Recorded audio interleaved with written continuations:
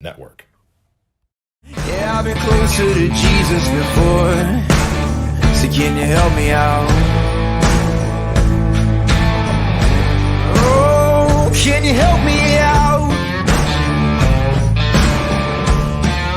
Am I on my own? Am I on my own? But can you help me out? Am I on my own? Am I on my own? Or can you help me out? Can you help me out?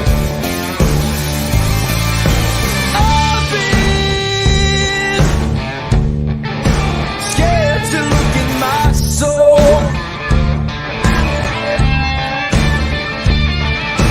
I've been afraid I would follow the road. Yeah, afraid of the things I've been told. Welcome into a Monday edition of Running Point. Anthony Hartwig with you alongside my buddy, my co-host, Ty Bartell. And right off the bat, we have another basketball preview on a Monday. So wake up with us. If you're just waking up, by the way, then I'm envious that you're waking up at noon. But if you are, wake up with us on Running Point. We are joined by head coach of the Louisville girls basketball team, Lauren Modelsky. Coach, thank you so much for taking the time to join us. Thanks, guys, for having me. And like I said off camera, I really appreciate you guys and what you do for the area athletes and schools. It's really appreciated. Coach, we talked a little bit off air about Sammy Moore, but also I want to highlight some of those other really good, talented players that you had last year that I thought were competitive and were in a lot of games despite how young some of them were. Shout out some of those players and who you're excited for on your roster and some more of those young players that you expect to have a big impact this year. Yeah, like I said, this is the first year since I've been at Louisville that we've actually had some numbers. So we're really excited about what we have coming back. We did not graduate any seniors last year. So we have a nice experienced core coming back. Obviously, Sammy Moore being our go-to girl with a lot of aspects in the offense. So we're really excited. She's a 4-year starter for us. She's an all-league player for us.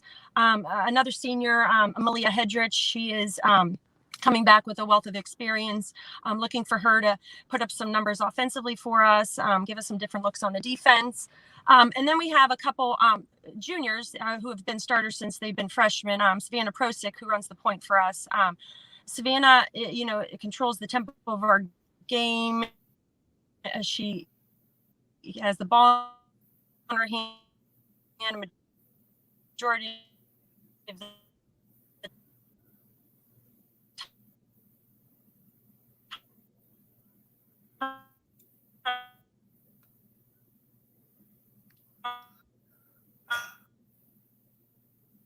Here comes the glitch gremlins of the day, too, coming up right off the bat. Hold on.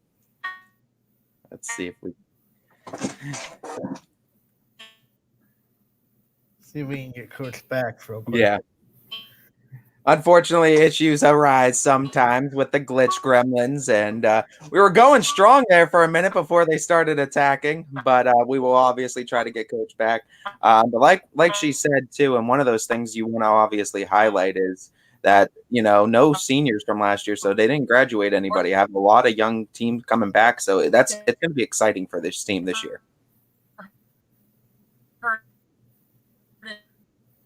You know what's great? We didn't have any issues. We had her on like 10 minutes before the show. We were talking all fine. And then the glitch gremlins came, obviously. Yeah. So we will wait patiently and see if we can get Lisa Modelsky back on from the Louisville girls basketball program. As like we said, Sammy Moore is going to be one of those players this year that I think is primed to have a breakout season, especially in the MVAC, and a wide open MVAC at that. This is going to be a very exciting year for a lot of these players too, especially these players going into their senior years this year, where a lot of big names have left from the MVAC. So like you said, it's a wide open thing, and I think Sammy Moore is definitely capable of taking a grasp of that and being the breakout player of the year for it. Sammy Moore can shoot really well. What I like about it, and then she brought up Savannah Prosick before we lost her, point guard, but she also is a pretty good rebounder. And I love point guards that can rebound the ball because that means you automatically have someone that knows exactly what to do with the ball in their hands from the jump. So you're not going to worry about outlet passes or people making ball handling mistakes trying to get it out of the key. Prosek does a really good job of grabbing the ball. You know, she's got decent size for a Division IV point guard. You know, not like 6'3" or anything, but she's not tiny, and she can go up and get some rebounds, which means you automatically have your point guard with the ball in their hands running transition offense. It means she always makes the right pass, going to make the right decisions, and like she's been running points since she was a freshman. So I think she'll be a big point of that team as well. You need the girl that's running point on running point sometime too. Get her on running point, you know? Yeah, we'll have to get Sammy Moore on running point too sometime, and I'm sure with the season that she's gonna probably have, we're gonna have to have her on running point a few times this year. So yeah, as we obviously hope we could still get Coach Modelski on at some point, and if we can't recover her today, we're obviously gonna get her at some point. Don't worry, we're gonna make sure coverage happens. Glitch Gremlins are one of the big enemies of YSN, and we're always battling them too. I guess in case she's watching, she can call us. If you're watching there, Coach Modelski, you can call us and we can talk to you over the phone. Obviously, you won't be able to hear Ty, but we can still hear your voice over the air. The number is 330-886-0813. So last case scenario, if you want to give us a call, if you are watching, anyone wants to give us a call, really. We definitely want to make sure we give all our area coaches the opportunity to be covered this year because, I mean, honestly, there's a lot of excitement surrounding both boys and girls basketball and a lot of these conferences because, like we said, a lot of them are wide open. So there's already an intrigue to it this year of who's going to take these crowns because there's a lot of talent that's been lost on a lot of teams. All right, now we have Coach No Video. Coach, there she is. Sorry, guys. What's going to possibly happen? Hey, Glitch Gremlins sometimes like to attack us a lot. We were talking about it, so I apologize. So you're fine. You're fine. But to talk a little bit more, we were shouting out some of your players and some of those staff, talking about your schedule and talking about this MVAC. It is going to be wide open. How exciting is it for you having a bunch of young players, almost practically actually your entire team coming back going into this MVAC that looks to be wide open this year? Yeah, we're really excited about it. Like I said before, you know, with the numbers we have, we're actually being able to implement some of the things we haven't been in the past with lower numbers. We have 6 freshmen coming in. They've been looking really, really good in practice and in some scrimmages that we've given them some time on the field, on the floor. So we're really excited about it. You know, any time that you have a great group of seniors graduate from those other leagues schools, you know, it really opens the door for some of us, you know, that didn't have a ton of experience. We weren't heavily senior loaded, but we're really excited about, you know, getting an opportunity to compete, you know, be a little bit more competitive, be able to do some things that we weren't able to do against the Western Reserves and the McDonald's last year. So we're really looking forward to, you know, just getting out there and competing. What about some of your non-conference games and teams that you think you're going to be able to play to get you really prepared for things that you'll see come the end of the season in tournament time?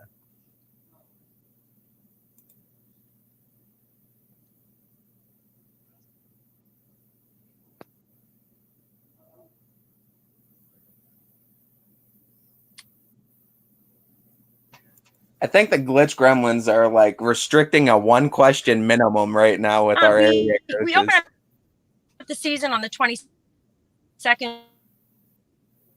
with Matthews. They're always a nice game for us. We match up. We tend to match up well with them. They give us nice looks with pressure and things like that we tend to see as the year goes on. We get to travel to Rocket Mortgage Fieldhouse this year.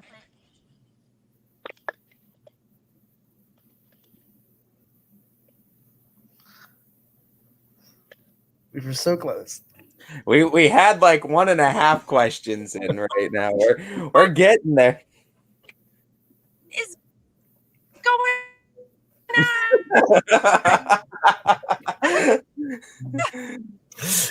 This is definitely, when we go into the year-end recap of the era running point, this definitely needs to be on the highlight reel. This is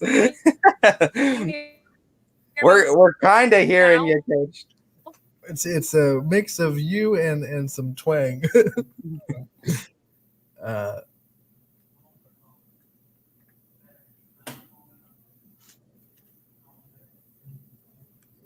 As glitch gremlins are just not allowing these things to happen today, too. We had some of them last week, too. I think those 2 days we had glitch gremlins playing a huge role in our guest appearing on the show.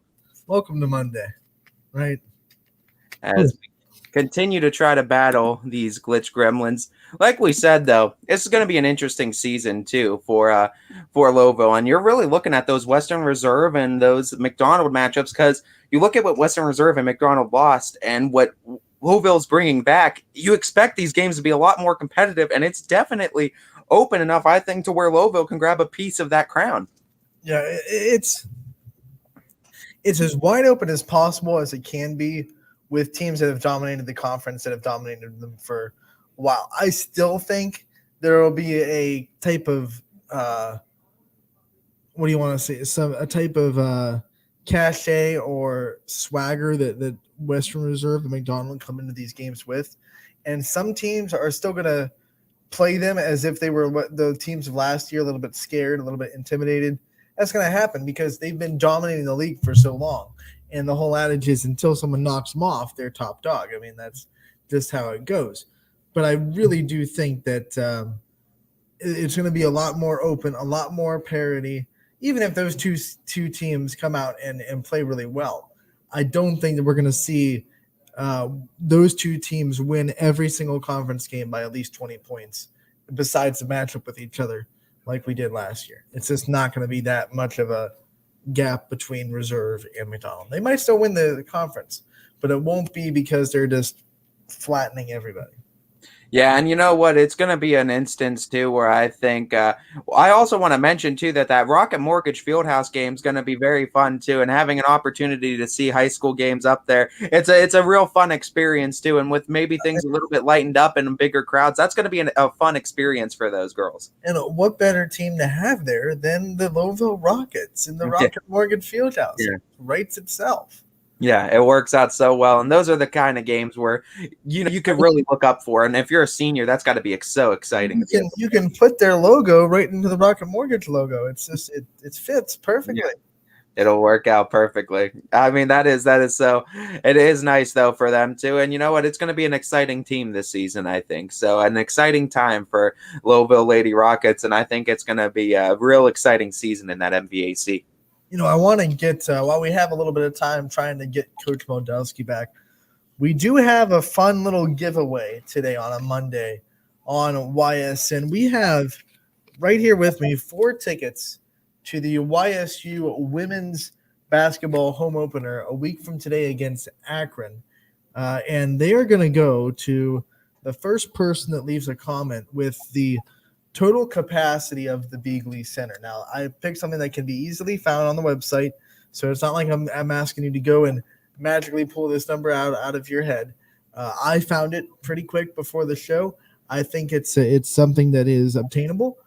So the first person that leaves a comment on whether you're watching on Facebook, YouTube, Twitter, or Twitch, on the comment section brought to you by Boardman Mitsubishi, with the number capacity of the Beagley Center, can get these 4 tickets to the home opener of the YSU women's basketball team against Akron on the 15th, which is a week from tonight at 7 o'clock. And they're pretty good seats. Row I in section 13, seats 1 through 4. So you get an end seat. That's always nice. Yeah, right in the end, you don't have to fight someone for an armrest. Yeah, you got a nice end seat right there. And I mean, a group of 4, it should be fun. Should be fun times. As hoop season right around the corner. The season opener for the women is this week. Their home opener next week, but they do open the season this week on the road against Eastern Michigan. That game happening tomorrow night at let's see, it's going to be a tip-off time of 12 o'clock. So it actually will be going on during Running Point. And we're going to be having.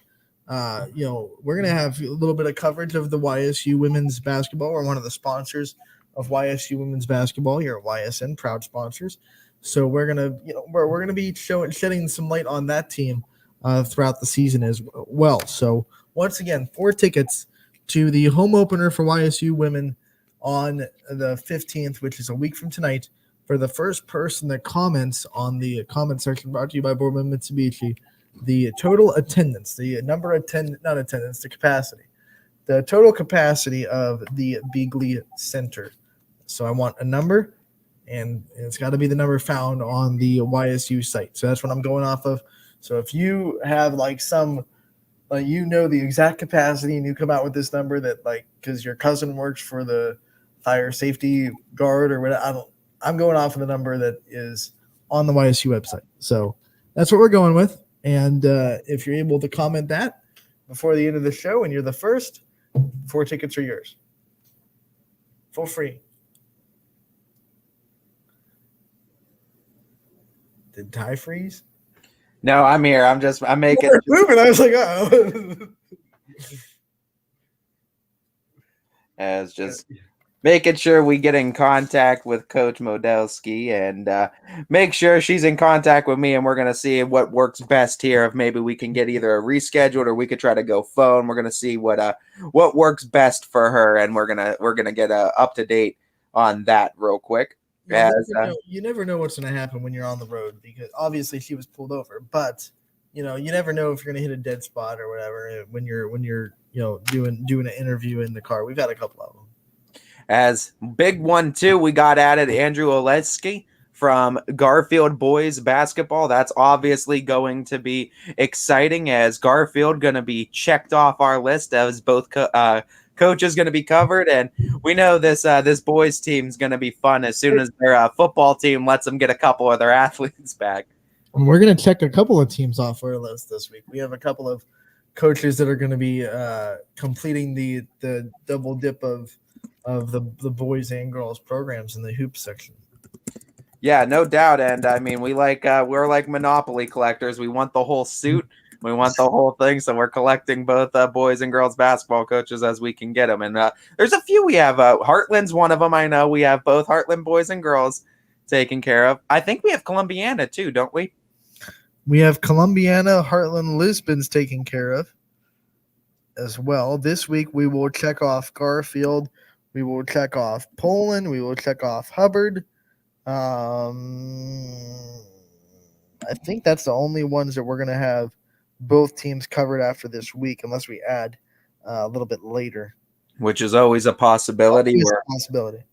We're in contacts with area coaches constantly, so no worries that we will have them all covered too, and we'll be reaching out to you as well. And of course, like we said last week, there are some coaches that are patiently waiting for their football teams to complete their season so they can get their players.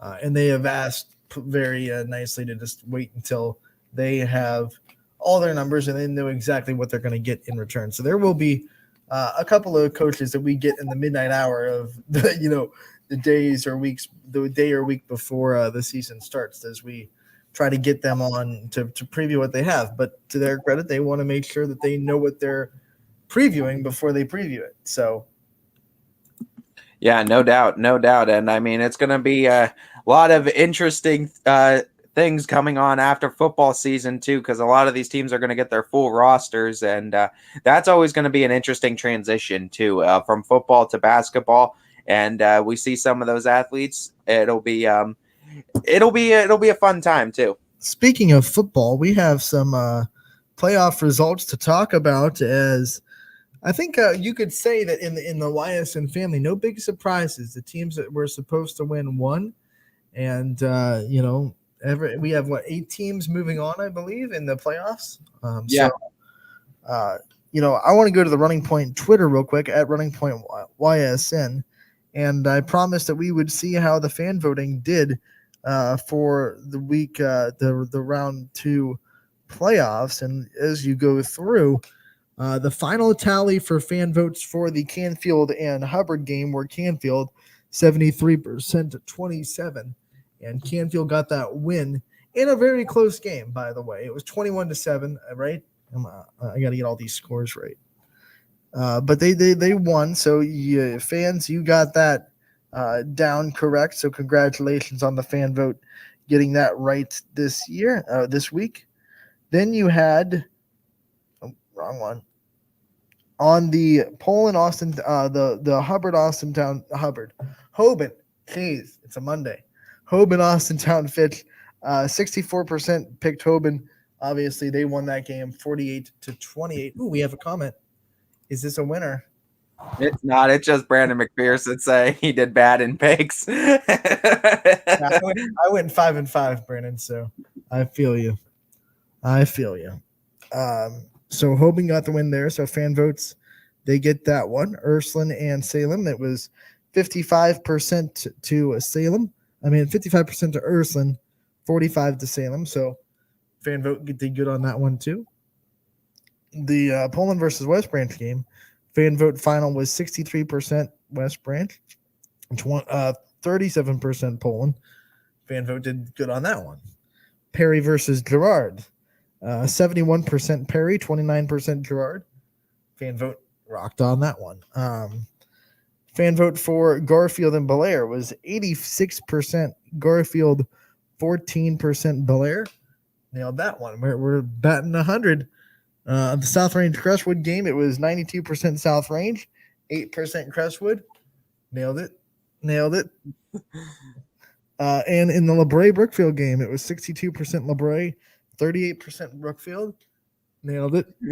And in the Springfield Norwayne game, it was 77% Springfield, 23% Norwayne.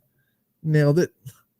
And then the final one, JFK, was 88% JFK, 12% Cuyahoga Heights. Nailed it. So the fan vote went perfect. Yeah, no doubt. No doubt the fans know what they're talking about with the area football teams and the votes. So they got it right for sure. And a lot of interesting matchups now. I think the one we're all looking at, that Garfield versus Kirtland matchup. Can Garfield take down the Empire is the big question. As we know, South Range has always been like, it always feels like the story's been centered around South Range being this lone hero that could take down this Kirtland Empire. But there's a new challenger approaching, and it's the G-men that have approached into the MVAC this year, and they are huge in D5 now. And this is an interesting matchup because this new warrior can, and I think might, take down that Kirtland Empire. I think they have the capabilities to. Two teams that are very similar, by the way. Homegrown, Springfield local, big time too. That's another one that I think they have their own different storyline, and I think they want to cleanse their demons of the last 2 years, get back to that stage, and finally complete that run. Can we talk about that game for a minute? I mean, last year it was actually in our Facebook memories because it happened on this day. Last year, the magical Springfield play that won them that game over Norway. This year, no magic required was the headline, and my word. I told you on Friday, I felt like they might just control this game. You don't want to use the word destiny, but you feel like ever since Springfield lost that first week, stumbled that second, I'm telling you, this team has been focused. And you want to talk about consecutive shutouts before in the regular season and what this defense is doing on top of this offense. It is a focused Springfield team again, and that they are so honed in on the one goal that they want to accomplish this season. And they know, because they've had a taste of it the last two, and they've had to get sent home packing the last two. The first year they were young, they were babies, and they were learning the game, and that was a big stage, and it took them, I think, by surprise. Last year, that was a back and forth game. It was a game where Springfield ultimately could have came out on top of a couple of misplays at the end. It didn't go their way, and it ultimately ended in them falling in that one as well. So it's been ever since, I think, that point that this is a team that is focused. They might have came in a little bit with their head in the clouds, trying to learn things with a new offensive line against South Range, and credit South Range. They were a good football team, but I'm telling you, ever since that point, this is a different Springfield team, and they're looking dangerous now. And this is that's a good point. I mean, it's one of the selling points of Springfield. They like to say it. These kids have all grown up together. They didn't go out and pick kids. There weren't any people that came to the school late. Just good athletes in the town. it means it's a good standard. It's a good standard of excellence because it doesn't happen without a standard of excellence. Everyone kind of buying into what it takes to get this far.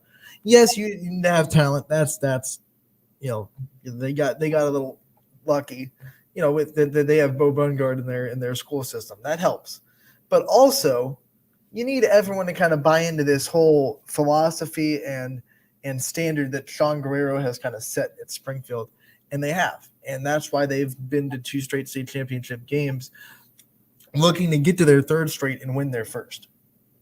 Yeah, no doubt. And this is a team that they want to complete it. They almost need to complete it because this feels like not the last shot. And I don't think at all this is the last time you're speaking of them. But for this group of boys, this is the last dance for a lot of them. So, and sometimes, I know they're not a local school, but when you talk about Kirtland and what they're doing in their football program, their competitive balance number is it's very low because they're kind of like Springfield. They just have this standard of excellence. People want to represent Kirtland with everything they have, and they've been a successful football program because of it. The longest win streak in the too. Because the community needs to work just as hard to make it a place where people want to live as well as send their kids to school there. And that's a big thing because the Springfield community is a place that people want to live and people want to be a part of now. And I mean, that's a credit to them as well. And yeah, South Range is open enrollment now, but it wasn't for the first half of Dan Yeagley's career where he still had a lot of success in that program. He went to the state semifinals in 2005 when they weren't open enrollment. So I think he's proven that he can absolutely build a program the same way.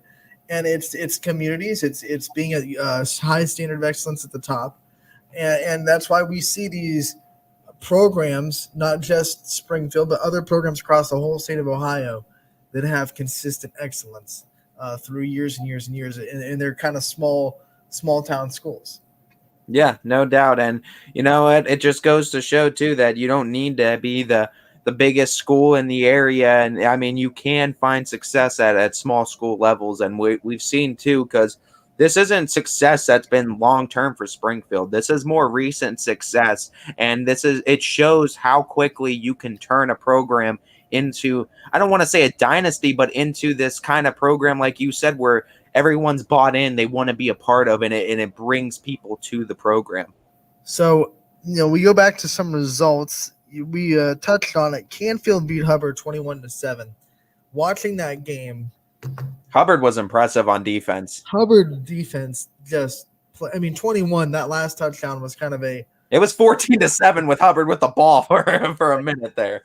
I mean, Canfield had the game wrapped up. They were just trying to run the clock out, and someone got through the line and ran through it for a touchdown. So the game was over, 14-7. Canfield had the ball. Unless they turned the ball over, that game was going to be over. But as far as how competitive that game was, Hubbard was struggling on offense, and then all of a sudden they get a touchdown, and it's 14-7 with a chance. It was a really good football game. Hats off to Hubbard's defense, but once again, that offense goes up against 2 really solid defenses in the last 3 weeks of the season, and they have a combined total of 7 points.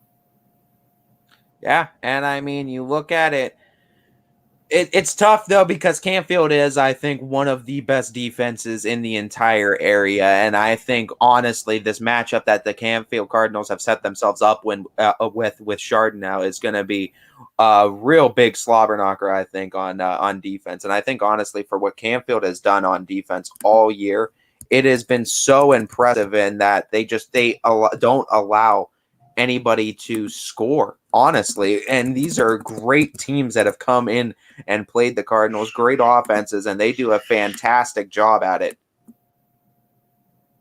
More love to Springfield in the comments section, brought to you by Boardman Mitsubishi.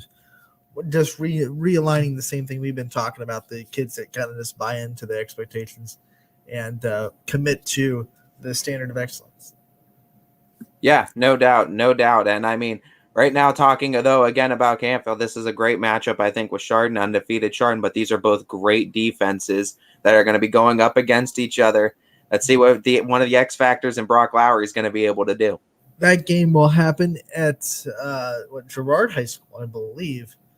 Canfield versus Chardon on Friday. Canfield has a little bit of an advantage with that. Not a lot of travel time for the Cards. As we bring in another coach for our basketball previews, we're going to be talking to Tony Swords, the head coach of the Beaver Local Girls basketball team. Coach, thank you so much for taking the time to join us today. Thank you for having me. Coach, of course, we always like to start with our Meet the Team segment. And of course, we know volleyball is usually one that holds some girls up. So it's soccer season. So now that you kind of got an idea a little bit more of what team you're going to be having, shout out some of those big name players that you expect to be huge roles for this team and some of those younger players that you think might have a big impact later on in the season. Well, this year we're returning, as of right now, we're returning 4 starters from last year. I have junior Jordan Palmer who returns, who's I think going to do a lot of good things for us. She performed very well last year, and we're expecting some big things from her this year. We also have Hallie Jordan, who's a returning starter. She's a senior this year.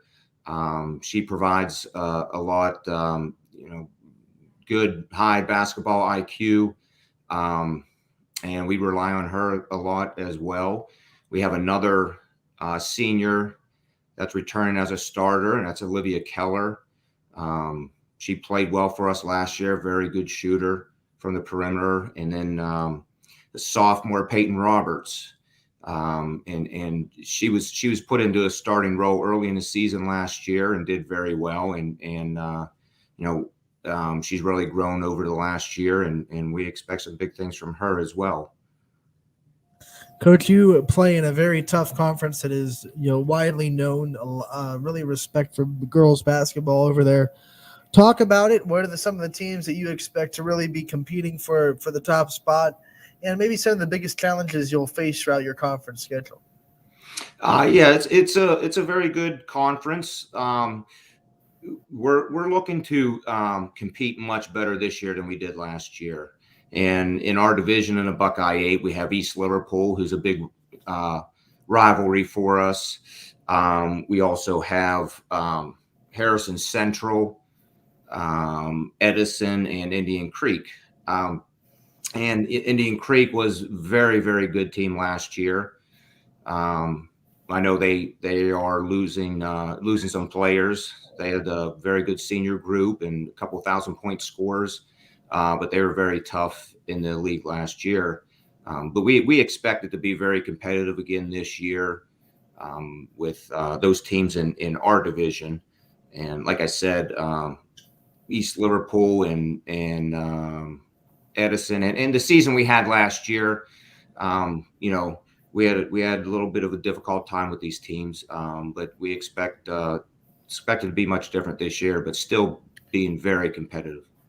Talking about that, though, Coach, I mean, what are the biggest areas of growth that you've seen with the team over the course of the summer, too? As we know, sophomore to junior year is typically a huge area of growth. So is junior to senior year.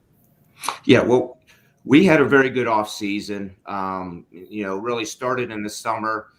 We have a lot of girls, of course, just like many other teams out there. We have a lot of girls that play softball, soccer, volleyball. So, we're sharing them with those sports. And we got started in the summer. Many of our girls play softball, so we couldn't do a whole lot in the spring. But we, one thing we focused on, we did a lot of skill development, trying to build on our ball handling and shooting. But another area where we've worked on is being more physical and being able to play faster.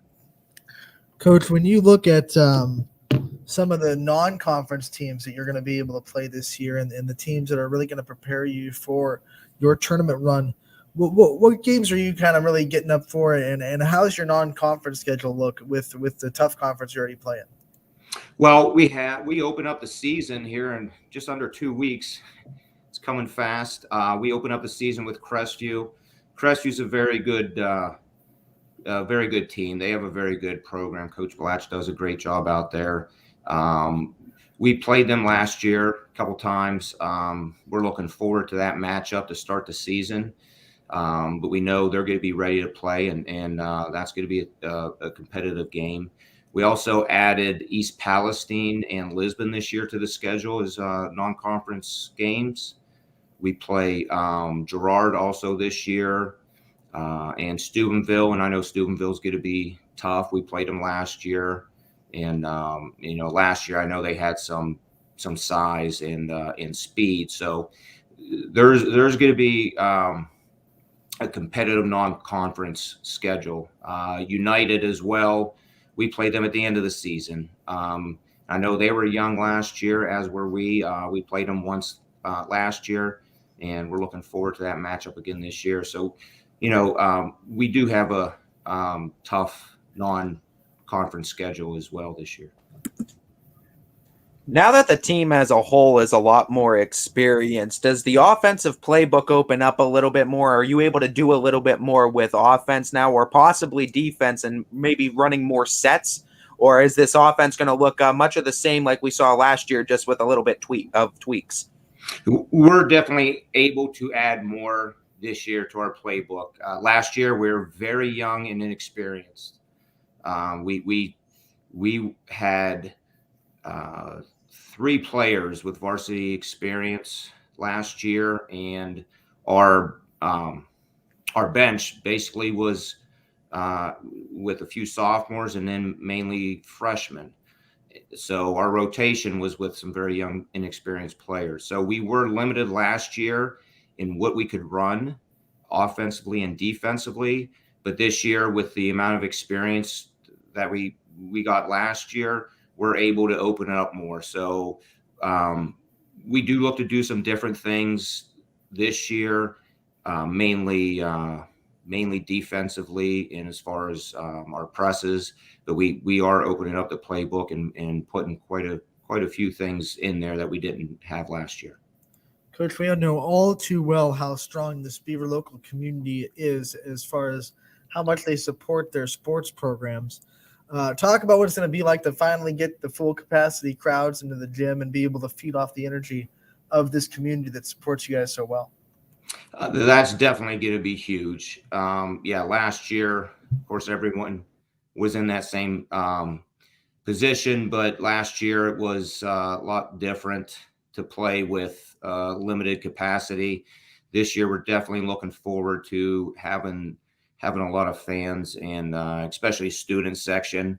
We have a great student section at Beaver Local that really have supported all the fall sports, and we're looking forward to having that support this year for our games. And I think it's going to make a big difference for our players to have that kind of support, getting them up and fired up for the games. And it's definitely something we're looking forward to. And talking about that too, we know how big of an impact coaches have on the lives of these young athletes. What is something outside of the sport of basketball that you really try to instill in your girls and teach them throughout their high school career? Well, we do spend a lot of time with these players, not just during the season, but in the off season. So, we really try to have a good relationship with these players, get to know them personally, and help build values that they can carry forward, after high school, because, they have their whole lives ahead of them, and we know we can have an impact on them. So we try to be positive with them and teach them the values of respect and hard work, and hope that they can learn values from us other than what we teach them in basketball.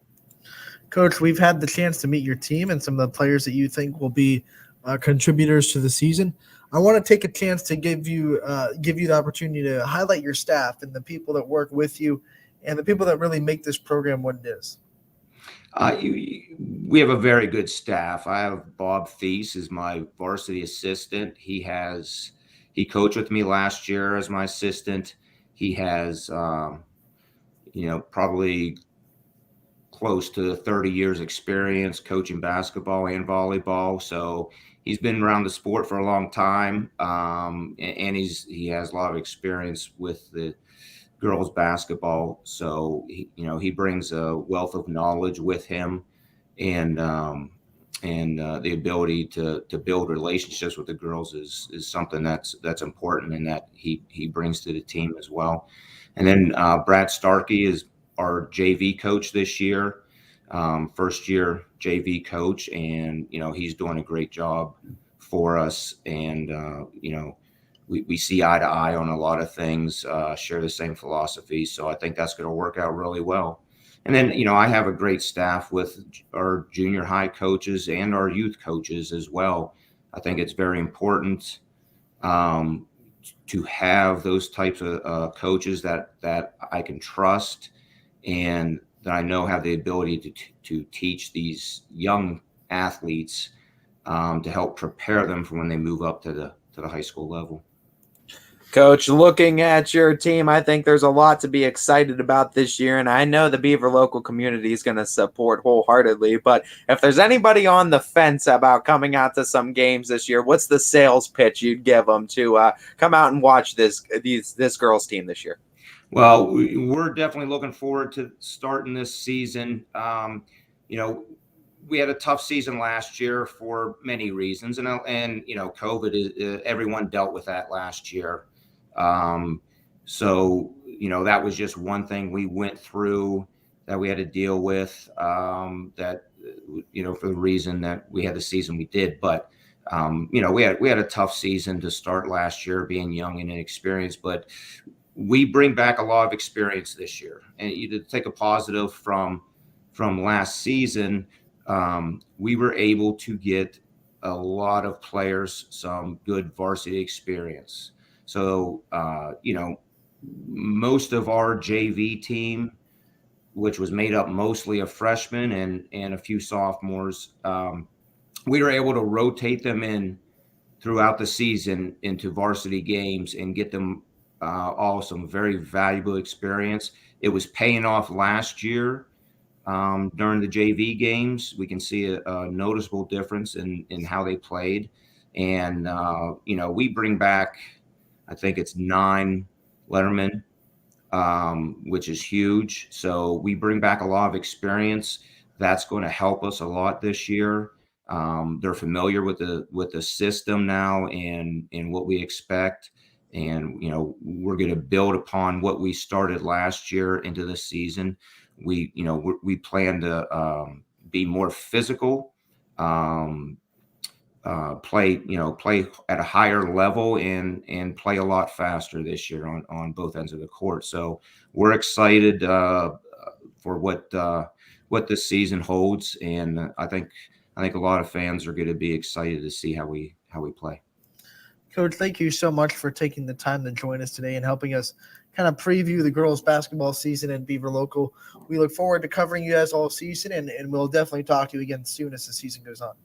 Yep, looking forward to it. Thanks for having me. Thank you, Coach. As exciting to talk to a lot of our area coaches too, and those are the teams too that I'm real excited to see too. The teams that maybe struggled a little bit last year, maybe their record doesn't quite reflect the kind of growing pains that we're going through, or maybe how competitive they were. Because if you look at Beaver Local, a lot of those losses, close losses too, they were competitive in a lot of those games. So you look at that too, and you talk about 9 returning lettermen, a lot of juniors returning as seniors this year, a lot of sophomores and freshmen returning this year. It's a lot of experience, and there's nothing that pays off in basketball more than experience and reps. And that's the biggest thing you'll ever hear any coach say, is this game will give you everything that you give it. So the more you put in is the more you could take out. And I mean, if you see what they all put in the offseason and the growth that Coach Sorge was talking about, I think there's a lot to be excited about with this Beaver Local girls basketball team. Definitely a lot to be excited about. We will also be talking to Andrew Oleski in just a couple minutes about the Garfield boys basketball season. And obviously, he's probably still waiting for a handful of his players to finish out their football season, as Garfield won on Saturday to advance to the next round of the football playoffs. No doubt, but I mean, this is still going to be an exciting team, I think, this year, as going to probably be returning a lot And you know what? It's exciting because they're going to be entering into the MVAC too, and seeing them play that MVAC schedule is going to be fun this year as well. Yes, and speaking of him, he's popped into our green screen right now, so we're gonna let him on and pop him in now. Coach, thank you so much for taking the time to join us. You're very welcome. Thanks for having me. Coach, first and foremost, I know there might be some athletes that are still caught up with the football team, but we know you probably have at least a brief overview of what your team's going to look like. So why don't we start off with our usual Meet the Team session? Yeah, well, you hit on the head. A lot of our kids are involved in football right now, and that's a good problem. You know, they're experiencing success right now. They're working very hard right now at football. And again, they're getting a lot of success there, and we hope that success breeds success into our team. But once we get there, once they get to basketball, once we become full squad, you're going to see a very, very hard-working team, one that thrives on the defensive end. We're very tough. We're very physical. We work together very, very, very well. And those are going to have to be hallmarks for us to be successful this year. We return a lot of kids. We lost a lot of kids as well. But that's part of the excitement of the high school basketball. You know, you can't keep everybody around every single year. But we're expecting a lot of kids to step up into new roles, continue to get better from their accomplishments from last year. But again, we're gonna make our mark on the defensive end, and that's where we're going to have our success. Sounds a lot like the football team's philosophy, I'll tell you that much, right? Making their work on the defensive end. This is a new conference for you. You're playing in the MVAC this year. We talked about it as we were bringing you on. And some of these teams you've played a lot before. Some of these teams maybe not as familiar. What's the excitement level of being in a new conference and getting able to shake it up with some new teams this year? Anytime our school and our kids get to see new colors and new blood, it's exciting. As a coach, it kind of makes me a little nervous because, in our previous league, you have such a familiarity with the players. You have such a familiarity with the coaches and their tendencies. And, that doesn't always translate to success, but at least you have that background knowledge that helps. As a new coach coming in, that's going to be part of our process, part of my process specifically, learning the new coaches, learning the other team's personnel, learning what they do in certain situations, learning what they do and don't do defensively, literally everything. And it's going to take some time. But again, that's not an excuse. That just means that me and my assistants got to work harder. The kids got to work harder. We got to be more, up to date, so to speak, on the film study and more prepared. So it's all part of the process, again, that we're looking forward to and we're embracing. But again, anytime you see somebody new, it's exciting. But we got our work cut out for us, that's for sure. And that's okay. I mean, looking at this team too, I mean, no doubt, I think it's going to be a very exciting team in what you're bringing back this year. And just talking about what the football team's experiencing in success, do you think that athletes, when they experience success at that high of a level, do you think there's carryover to that in other sports? I think I've certainly seen some carryover, but I'm interested from a coach perspective. Yeah, definitely. I kind of alluded to that in the first question there. We hope that success breeds success, and we hope it's reciprocal too. We hope that our basketball success leads into baseball success, track success, and then again over into fall sports like football and even track and cross country. We just hope that those kids' expectation rises with each level of success they have. Obviously, learning how to win, learning how to deal with pressure, learning how to deal with crowd noise. All those elements come back together and add to that element of experience that pays off in any sport. So again, yeah, we definitely would rather see them all succeed than struggle and all that stuff. And we're lucky right now at Garfield. We got some success in a lot of sports. That's a credit to our athletic director and the programs he's implemented. But again, that is an expectation that the kids have. That's winning breeds winning, so to speak. So we're hopeful that continues into basketball as well. And one of the ways that does continue is the leaders that they go on from one sport to another kind of understand the standard and then give the standard to the next team they go into. Talk about some of your leaders, some of your vocal leaders, and who you're going to lean on to kind of be your coaches on the floor when to get these kids in the right position. We got a couple of them. I know the first thing that comes to mind when you ask that question is Anthony Dema. Again, one of our best football players, if not, in the area, one of the best football players in the area. But just his leadership, both in vocal and action, is priceless. Constant motor, constant talking. It seems like when he's more engaged on both ends of the court, we're more successful. Brody Swagonski kind of follows that. Those are the first two names that come to mind. Brody, again, is a tenacious defender, our leader offensively in terms of being the point guard, setting up our plays and whatnot. He was our leader in charges taken last year. And I look at those two, again, in terms of leadership, both in terms of actions and vocal contributions. And again, they're both having success right now in football. And we're hopeful, again, that carries over to basketball. We know every coach with every program tries to implement their version of a culture, or what a culture they want to build within the program. So in asking any of your boys for the team, what does it mean to play for Garfield's basketball team and to be a G-man? What do you hope they would say? Well, I want them to learn the value of hard work. We always try to relate our lessons to real life, whether it's, school or relationships or work or whatever it may be. We try to relate those lessons into real life. And one of the pillars of that is hard work. This is sometimes, if they're going to, whatever they do, and if they go to college, whether they work after high school, it's going to be work. And that's okay. There's nothing wrong with that. I work hard. Our assistants work hard in their daily lives, and we want that to carry over into real life. And I've always been saying this. I'm going into my, 10th or 11th year as head coach at Garfield. And my two tenets always, again, are to play hard and to play with class. I firmly believe that, again, those two things can carry over into anything. It's not always going to go your way, whether it's in life, whether it's on the basketball court, the football field. But as long as you play hard, you handle the adversity well, and you play with class, we think you're going to be successful. And I really, really try to implement those two things: play hard and play with class. To do it for as long as you've been doing it and to continue success, you got to have a passion for it, right? I mean, you got to be able to go and love what you do. What is it that you love so much about coaching these guys and coaching at this school system and being able to mold them? I mean, the answer is very cliche, but it's the people. The kids are great. They're fun to be around. Again, like I alluded to earlier, they work hard. They're kind kids. They come from good families, and that makes the job that much more enjoyable.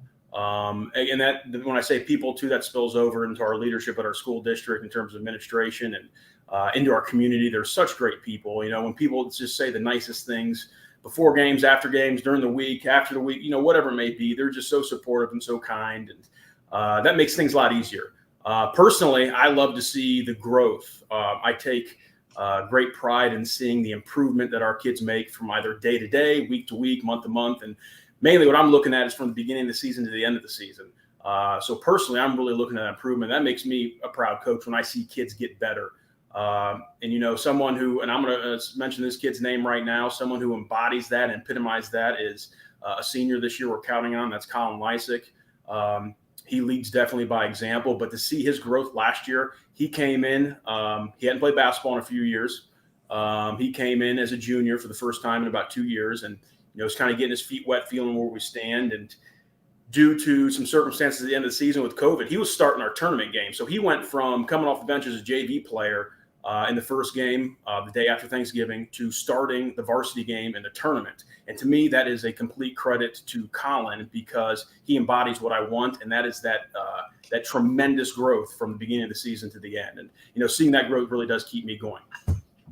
Obviously, that growth is the big part of coaching and what fuels a lot of coaches. And talking about your tenure, you said 11 years plus. And I mean, there's obviously a lot of coaching things that you learned throughout that process. What is the biggest thing you've learned about yourself as a coach from that beginning of that run up until now at this point?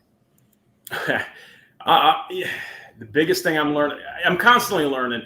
Sometimes, I got to learn not to let certain things bother me so much, that I have such a high expectation for the kids, and it might take a little longer for them to get there than what I want, and I let that bother me.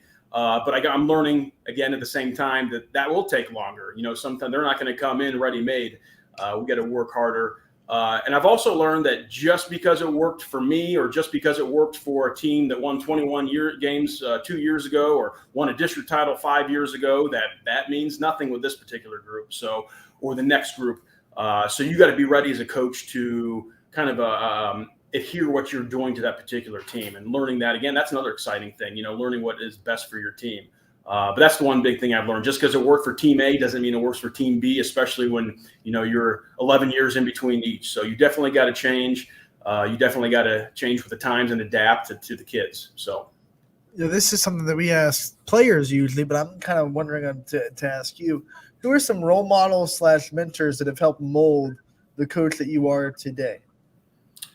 Oh man, that's a list that's probably way too long to talk about right now. But there's about 4 names that come to my mind initially, and that is the guy I played for and started coaching under, and that's the former head coach at Manchester High School, Gene Chinwolf. I think he has about 580 career wins.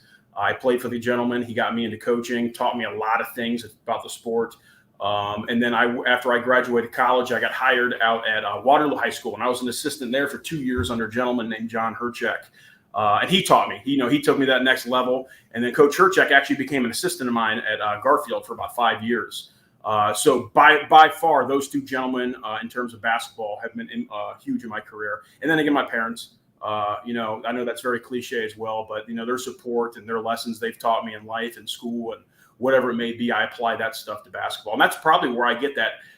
As long as you work hard, we can live with that mentality. I remember my parents always telling me, we can live with results as long as you give 100%. And that's definitely what I want to instill in my kids. We know every great coach is surrounded by great staff as well. And when we talk about that, we want to give you the chance to kind of meet the staff segment now and shout out those assistants and those other big proponents that are going to be a big help to you along the way. Yeah, I'm blessed with a great staff, unbelievable staff. That's head by, I've been there for, like I said, 11 years. Terry Peterson, he's been there with me since day one, extremely committed, loves the kids. The kids love him. He's kind of got that happy-go-lucky kind of nice guy side. So when I'm upset or I'm after them, they kind of know to go to him because he just takes it in stride. He's always happy, always positive. And the kids do feed off him. So I've been very lucky to have him. He's got my back no matter what for 11 years, and I know he's going to continue to have my back. And then I also have a gentleman named Randy Ward. He is also a football coach right now. So he brings that toughness, that tenacity. And one thing I've learned from him is the preparation side. This man studies the film like no others. He gets after the kids. He's hard-nosed. We would not have success without him. I've had Tommy Bissler. He was a member of the 2016 district championship team. He is this is, I think, his 4th year on staff, maybe. I can't remember offhand, but he's been tremendous. And you talk about growth, seeing his growth as a coach from that first season assistant to what he is right now. It's been incredible. I've trusted him with a lot of offensive stuff. I've trusted him with a lot of stuff in practice, and that's a credit to him. And, Randy and Tommy and Terry, they just embody what we want in assistants because of their work ethic, their attitude, and what they bring. And then this year, I'm also lucky to bring on a new freshman coach named Matt Hill. He brings a tremendous pedigree, passion for the game that I'm looking forward to learning from him too, because I know he's got a background in it too. And I really, really am lucky. Hopefully they watch this because I want them to know how lucky I am to have them. So they do a great job, and the kids should be lucky to have them too. Coach, thank you so much for taking the time to join us today, helping us kind of preview the G-Men basketball season. We look forward to covering you. We look forward to seeing you guys on that awesome floor that you guys have. That is a privilege to kind of put on camera. And we'll talk to you again real soon. Well, I appreciate you having me. Anytime. I'm here for you guys, and best of luck. You guys do a great job. Thank you. Thank you, Coach. As I'm sure we'll be talking to a lot with Coach Oleski throughout the season too, because I think there's going to be some big things happening in Garfield, and I really do think, especially with this football team success and guys like Anthony Dema, and this is going to be a fun team, I think, this year. Can I say I have loved both their basketball coaches' interviews? Yeah. Yeah, they're great too, and we're still seeing we might get Lisa Modelsky still. We're gonna patiently wait and see, and if not, we're gonna get her rescheduled. So don't worry, Louisville, we will get you covered. We got her. Now, I do want to take the time to say this before we go to break, and we call Dana Ballish, the sports director over at TV 21, WFMJ. We are giving out, just for people that might be just tuning in, 4 tickets to the YSU women's basketball home opener a week from tonight against Akron. And it is basically going to go to the first person that leaves a comment, whether you're on YouTube, Facebook, Twitter, or Twitch, on the comment section brought to you by Borman Mitsubishi. Leave a comment with the Beagley Center's capacity. That's what we're asking for, the total capacity of the Beagley Center. If you're able to do that and you're the first to do it, 4 tickets to the home opener of the YSU women's basketball team against Akron are yours. Yep. Get out there and look too. I mean, we don't say you can't look it up too. It's out there. Yeah, this is something that I found before the show went on, and I found it pretty quick, so I felt like it was fair to ask. So you just have to do a little bit of digging, a little bit of effort, a little bit of digging. But if you find it, it's on YSG's website. Find it and make sure to leave us a comment. I will accept if someone adds Twitter if they don't want to comment live on the show. Our Twitter is @RunningPointYSN. So if you want to just add us and you get on before a comment, then the tickets are yours as well. Anyway, you get to us. If you want to call us and say the number 330-886-0813 is the number to reach us at, that works too. As long as you're the first. You're going to have to wait on that call because coming up next is TV sports director over at 21 WFMJ, Dana Bolish. We're going to have him on the phone line coming up next on Running Point. Perfect segue to the break. Running Point on a Monday, brought to you by Greenwood Chevrolet in Austin Town. New things happen all day. Some are good, some not so good. In today's complicated world, while you're busy working, playing, and living life, we're busy helping you make sense of the day's news. And there's only one place where it comes together with clarity, context, and accountability.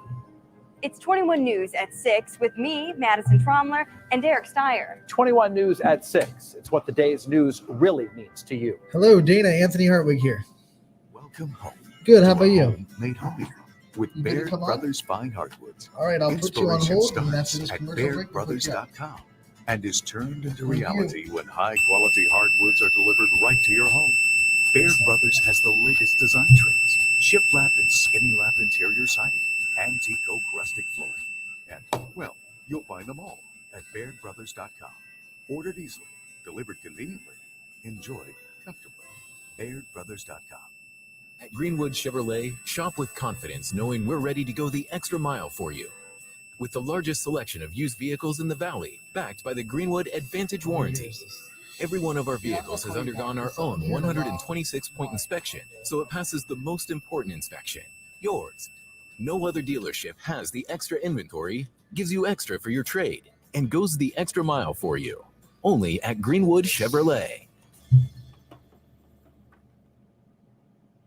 WRS Wealth Advisors, the area's premier wealth and retirement specialists. Located on South Avenue in Boardman. Quality, customer service, and integrity. Those are the four words that have driven our success since 1957 at Joe Dickey Electric.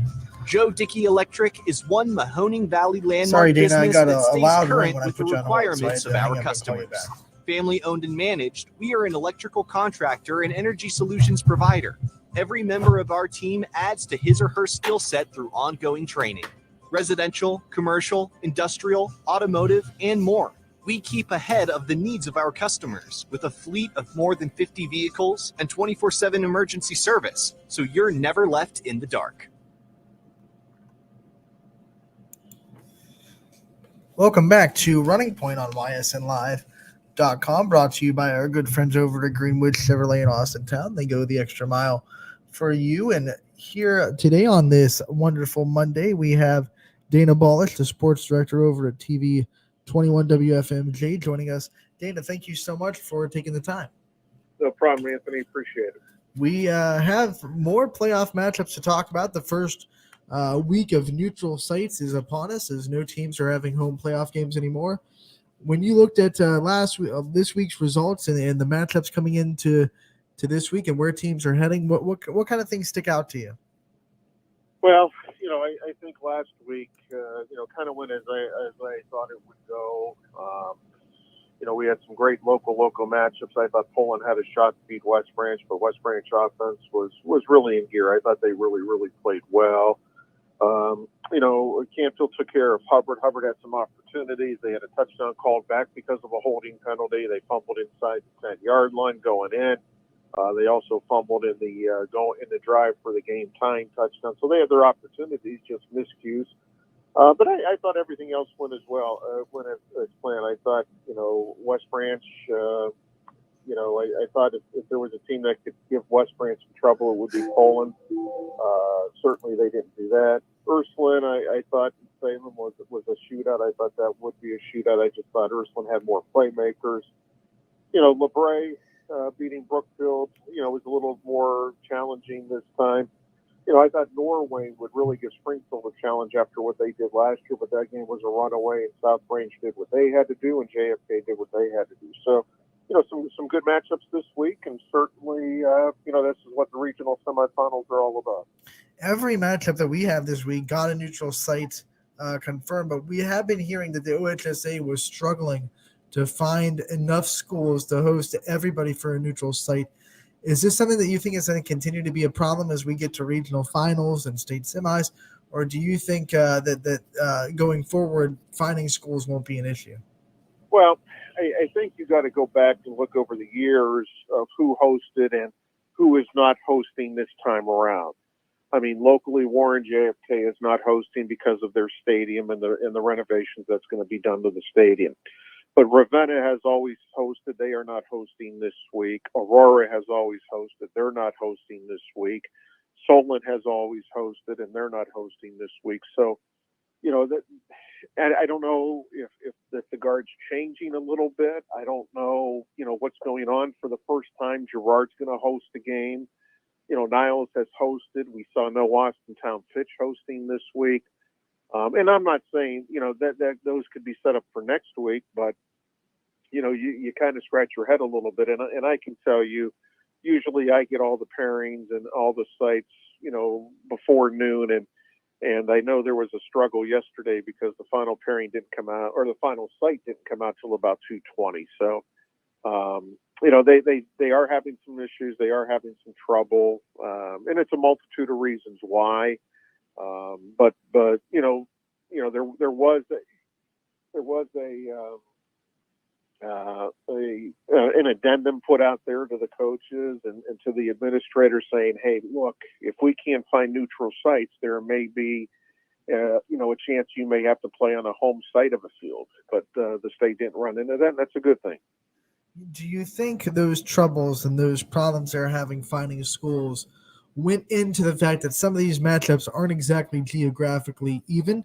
Do you think that's something that people should be given slack for because there was such a hard time trying to find schools that were willing to host? But and Anthony, I could answer that a couple of ways. Many coaches in my career have said, we don't care if we play in a parking lot at 2 a.m. Well, okay. So why are you complaining if you have to travel an hour away or 90 minutes away to play? People are griping that. I shouldn't say griping, but there's been some discussion that Ursuline has to go up to Euclid to play Cleveland Glenville. There's some people squawking that Canfield has to go to Girard while Chardon has to travel an hour. Well, you know what? Again, if you tell a coach you're going to play in the regional semifinals, they're going to say, we don't care if we play in a parking lot at 2 a.m. Well, there's your parking lot. So, are they geographically set? There was nothing, they try, and that's the big word in this. They try to make it geographically suitable. There's no guarantee that's going to happen. So again, I think that's what people forget in this. They try to make it geographically, but sometimes it doesn't work that way. You want games on turf. If schools aren't going to host, then they're not going to host. I mean, that's what it comes down to. But for people to gripe, oh, we got to travel, or this team's only traveling this far. I mean, so be it. Then don't play. Just don't play. I don't read much into that. I think the state tries to do the best job they can to find sites. I mean, it's just not football they're having site trouble with. It's all sports. It's volleyball. It's soccer. It's everything. And look at the Crestview boys soccer team. I mean, they got to go to Port Clinton to play in a state semifinal game. Well, Toledo Ottawa Hills, has to travel probably a half hour. But again, it's site. It's is there that site in the middle for everybody? And the answer is no. So and again, I don't think it's the coaches that are complaining. I think it's the fans that are complaining, because I got a couple texts and calls yesterday. Well, why is this team playing here? And I tried to explain it to them. Look, it's It's just that the state's trying to do everything they can to put it on a feasible site that does not have to be equal distance from both cities. You brought up Crestview boys soccer. They make it 3 years in a row. We've had a local soccer team in the state tournament. Howland has done it 2 years in a row before this year, and then Mooney and South Range both went to the state semifinals in 2020 and 2019. Crestview, though, the first team out of Columbiana County to do what they're doing. How special do you think this run has been for Crestview? And what would it mean to they're not just their school system, but their county to go get a win this on Wednesday? Well, how special is it? That's easy. I mean, obviously this is a once in a lifetime opportunity where you get on, you get to go play in the state Final Four or go to the state championship game or whatever. That's the fun part about high school athletics. I mean, what it would mean everything to the school. I mean, that's what state championships do. It means everything. That's the ultimate goal. So I think, it's one step at a time, and sometimes soccer gets, shoved under the rug a little bit, but you're right. I mean, we've had some quality teams go down there. I mean, in the mid 2000s or in the early 2000s, there was a lot of soccer teams down there, so excuse me, I think that's the key. It's everything for these kids. And to your point, you'll look at it, and we since 1989, we've had 1, 2, 3, 4, 5, 6, 7, 8, 9 years where we've had a local team get to at least the state semifinal. So soccer in the area has been strong for a while, but now, especially the last 3 years, we're seeing teams consistently get to this level. And Crestview becomes the fourth team in the last 3 years to make it to a state semifinal. So hats off to them. We're giving away women's basketball tickets for YSU. So I want that to be a segue into your preview of both men's and women's basketball for YSU before we let you go, what you expect from this season. Well, it's hard. I mean, last year was kind of one of those years where you kind of, it was like a free year for these kids who wanted to come back and play. I mean, I think the women's team with 9 new players will be better. I think they'll be better defensively. They probably have some better shooters. They were picked 7th in the Horizon League, which, you could take with a grain of salt. They open their season tomorrow, at Eastern Michigan. It's a 12 noon start rate, one of those rare starting times for a game. But, you want to play the non-conference so you get better for the conference. And that's the same for any basketball program. I mean, the men are going to go play at Penn State. Again, a lot of new faces on that team. I mean, 3/5 of their starters are back, and Mike Lacouche, Garrett Covington, and Shamar Rathman-Mays. I mean, they're all back. So, you have that comfort factor there with them. So, look, I can both teams win the conference? Absolutely. But again, injuries are part of that, and we saw that last year with the YSU men's team. You just go out, you play every game. You hope the non-conference makes you better for the conference, and then, when it's conference time, it's time to heat up and get that extra mojo, because that's what's most important. Dana, before we let you go, I want to give you the chance to kind of promote what's going to be going on this week for 21 WFMJ Sports and what fans should expect on the airways. Well, we're going to take a look at some of the playoff games. We'll have an in-depth look at Warren JFK tonight with Mark Porter from Scotty in Ohio. YSU is tomorrow. We'll hear from Doug Phillips as they close out the home portion of their regular season this Saturday against North Dakota State, where things don't get easier. We'll take a look at the Crestview soccer team as well, and have DJ on for our YSN preview on Thursday as we get set for another week of playoffs. So it's a busy week. We're down to 7 teams, and all these teams have an opportunity to move on. And if the right teams move on, we could have some all regional final championship games involving local teams. Dana, as always, thank you for joining us this week, and we look forward to talking to you again real soon. Appreciate it. Thank you. That was Dana Ballish, the sports director over at TV 21 WFMJ, joining us like he does most weeks, very kindly. And it's great to get some insight from him. He obviously has been covering this area for a while, and he knows kind of the history on especially soccer, getting into that soccer conversation. people kind of shrug off soccer a little bit, but as I'm diving into our soccer coverage here on Running Point and what we do at YSN, you start to really quickly realize that soccer has been very prominent in our area for a while. This is a third straight season where we've had someone get to a state semifinal, and the fourth team, Crestview being the fourth team to get to the state semifinal. By the way, with a 4-1 win over Kirtland on Saturday. We did not get to that recap yet, but they won 4-1 over Kirtland on Saturday to advance to this round. Yeah, big win for Crestview, and congratulations and hats off to the Rebels as they continue their run too. And I mean, now they really have the chance to bring home some serious hardware back home, and that would be obviously exciting too to cap off. And we always love having Dana Balish on too with our friends over at 21 WFMJ. They do a fantastic job with sports coverage, and no one really quite does it like them. So be sure to tune in to 21 WFMJ throughout the week too. See their preview on Warren JFK, I believe he said was tonight. And then of course our owner too, DJ Oakley's always on Thursdays too. So it'll be a fun time. Make sure to see it. That's a shameless plug right there, and I love it. We always love shameless plugs. As I said in his interview there, and I want to say it again and again and again as we get new viewers coming on, we are giving away 4 tickets to the YSU women's home opener for the first person that can either comment or call in to Running Point and tell us the capacity of the Beagley Center. This is a call, so we'll pop on the hotline. You're live on Running Point. Who do we got?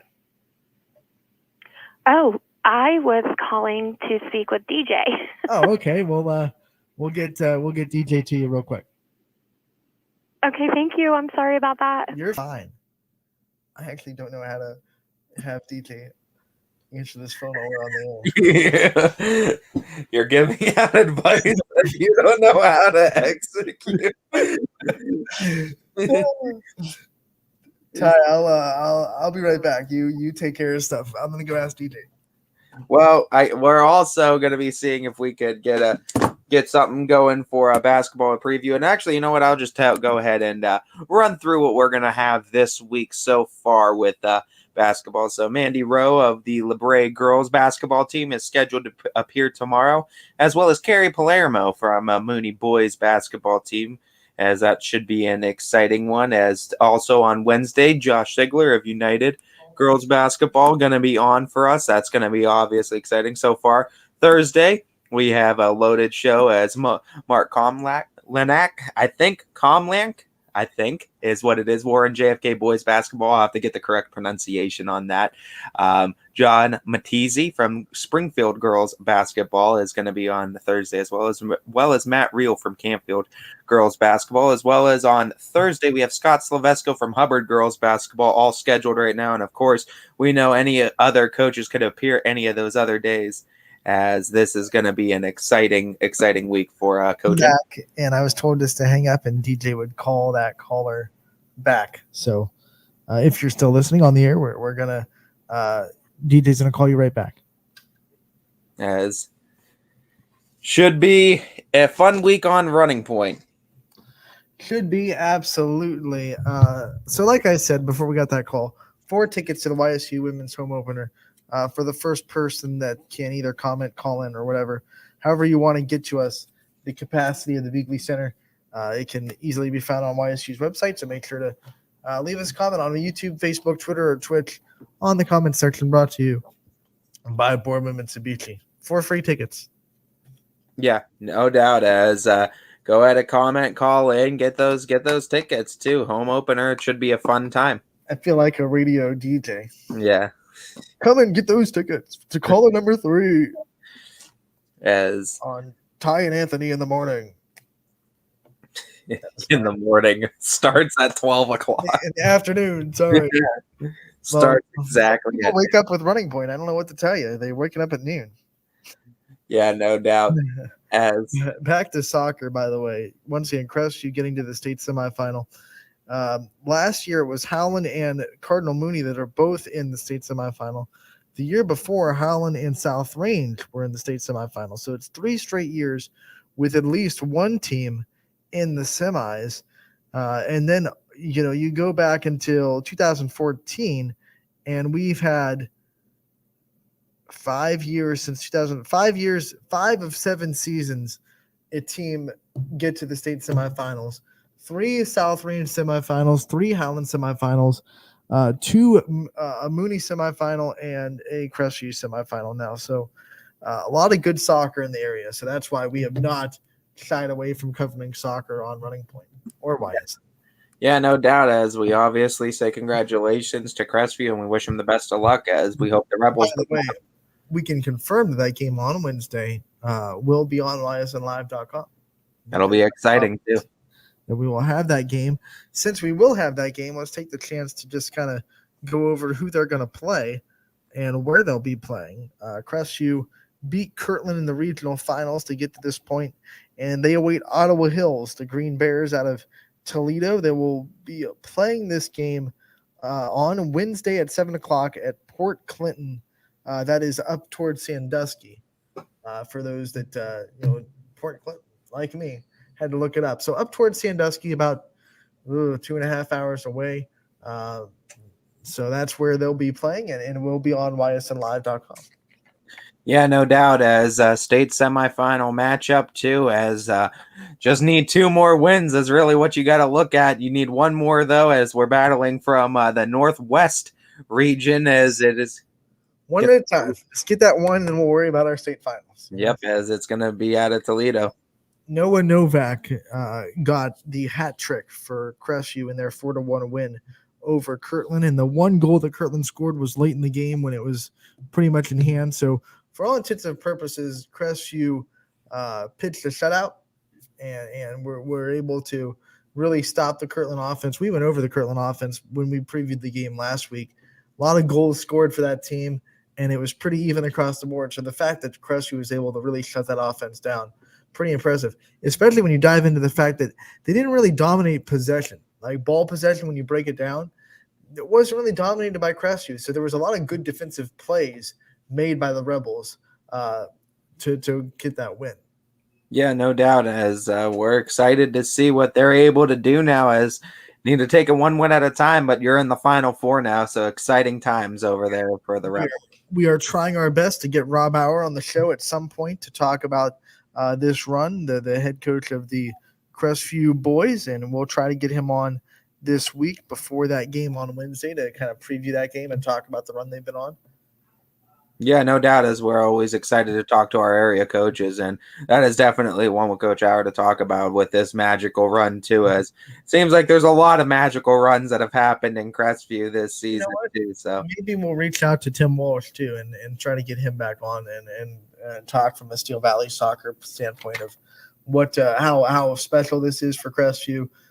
Like I said, the first team in Columbiana County to do what they're doing, because all the other soccer teams that have made it this far have been pretty much dedicated to Mahoning, Canfield, Mooney, South Range, Howland are the other teams in our area that have made it to a state semifinal. So first team in Columbiana County to do what they're doing, and not just the school system, but I'm sure the whole county is kind of super proud of Crestview right now. yeah, no doubt, as a lot to be proud of with the Rebels athletics here in the fall, as football, volleyball, soccer, I mean, all of it on all kinds of fronts was very impressive this year. So hats off to the Rebels in fall athletics as we look forward to winter athletics for a lot of them too. Let's get back to some football finals from the weekend and the playoff recaps. We talked about Canfield's win over Hubbard, and we talked about we talked about a couple of the Division 6 teams. We talked about Springfield's win over Norwayne and the fact that they didn't need any magic at all to get over that. But let's talk about this LeBray-Brookfield matchup. It was very interesting because I picked Brookfield, and I won't shy away from it. I thought Brookfield would win this rematch.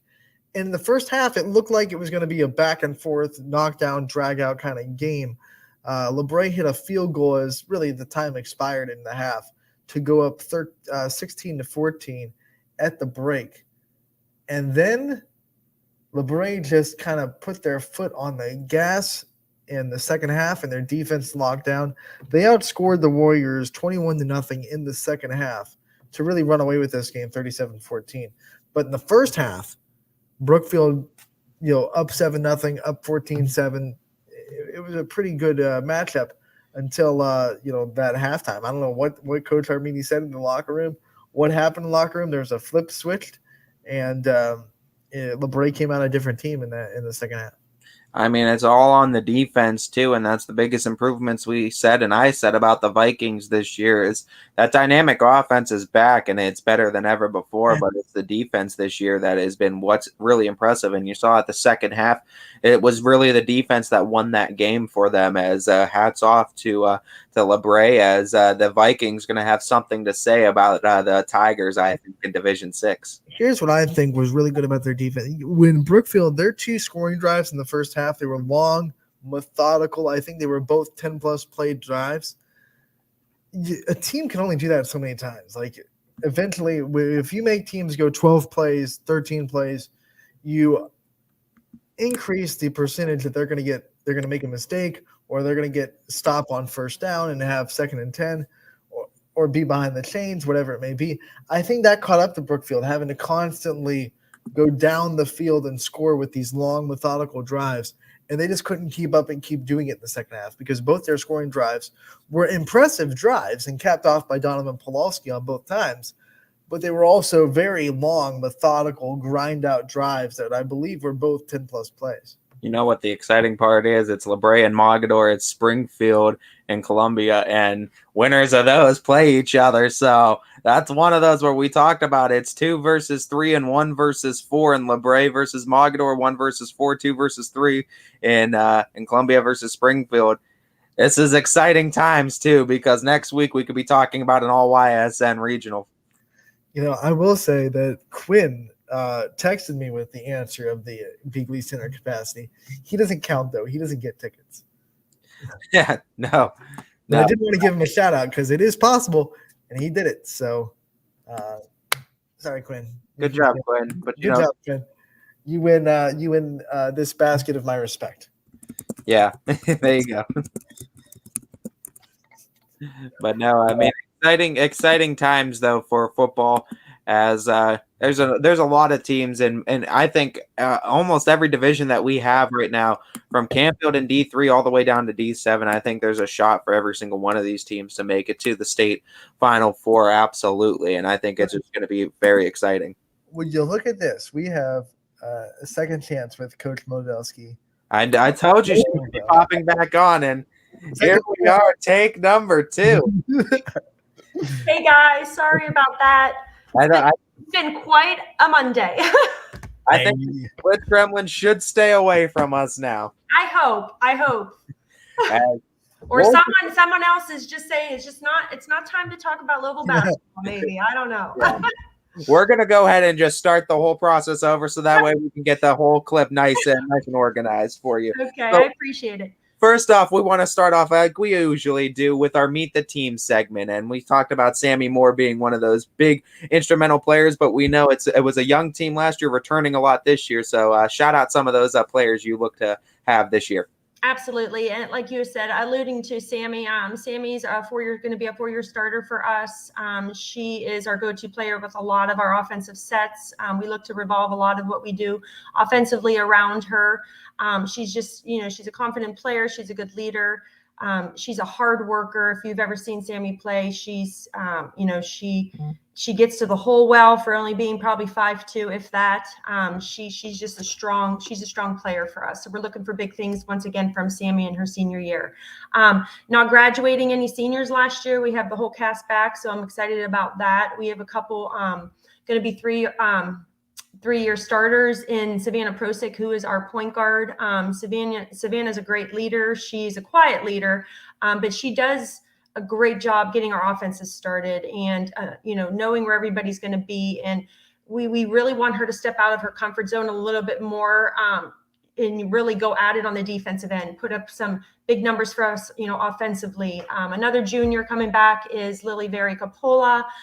Lily's one of the hardest workers that you'll ever meet. She accepts her role. She does a great job. We're looking for her to once again, come out and do some scoring for us. Francesco Lelio is another junior that we're looking for some big things, offensively from. Amelia Hedrich is another one of our seniors on our roster this year.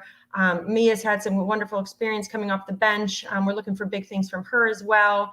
And we have some great sophomores that have gotten, some good quality time last year in Serena Tisch and Isabella Wilrich.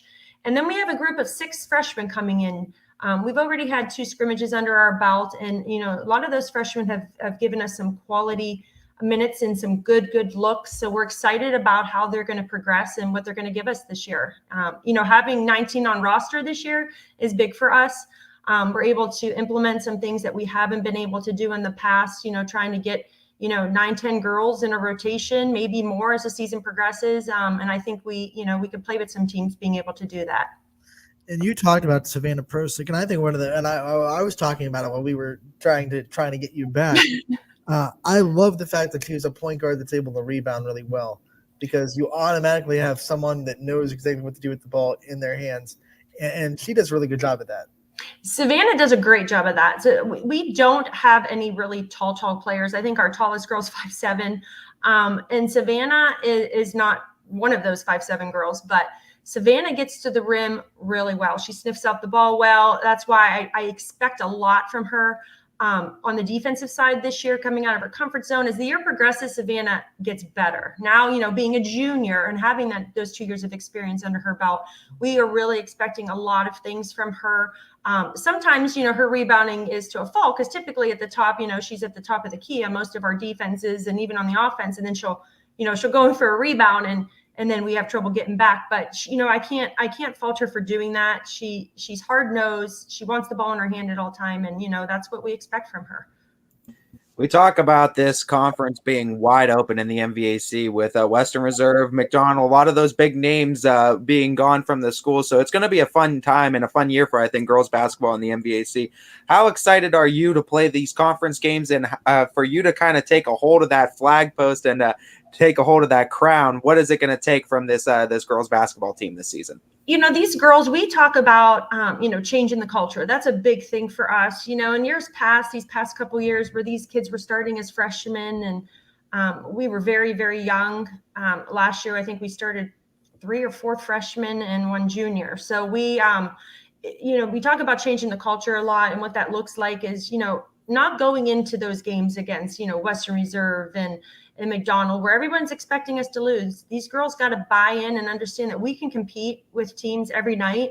Those teams have lost a lot in those big name seniors, but it's still going to be a competitive league. You have wonderful coaches. You have great quality players coming back.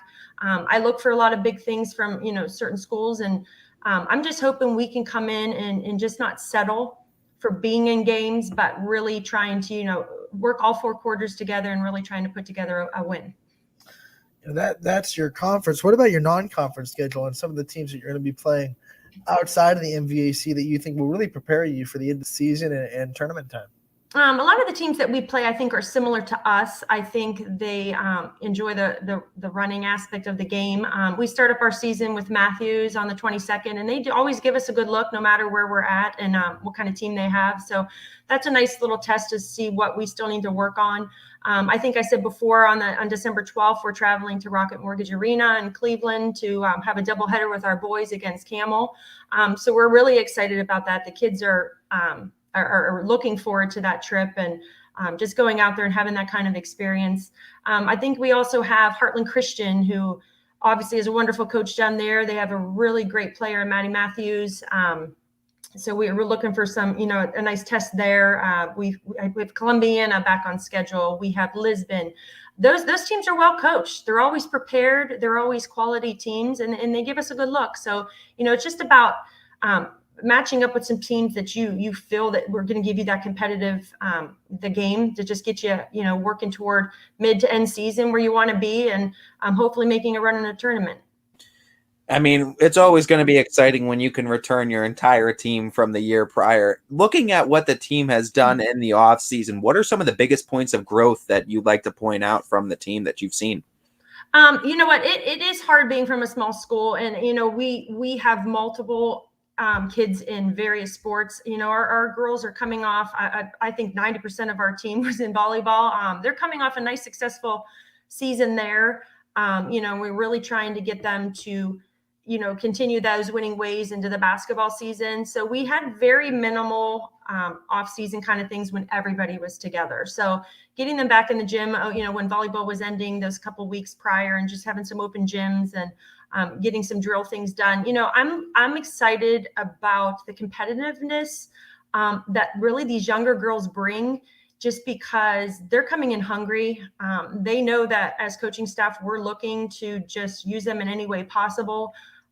So it creates a little bit more of a competitiveness amongst each other that wasn't there before. So I'm really excited about that. These kids are hopefully buying into the fact that we want to run more this year. We want to press. We want to get in people's faces. We want to push the ball on offense. And in order to do that, you can't play 5 or 6 girls. You gotta trust your teammates and build off of, the strength we have in numbers this year. So I think that's one thing in the off season. I have some upperclassmen coming to me and saying, boy, those freshmen, they're tough. They're mentally tough. They're physically tough. They're giving us good looks. So I think our practices are more competitive. And that's what we want to see. Let's talk about this Lowville community. We saw how good it was. We went to some volleyball games. It's definitely had an exciting football season. And now you guys have a chance to have an open gym and be able to have people come and watch you guys. What do you expect from this Lowville community, and how important is it going to be to feed into this crowd?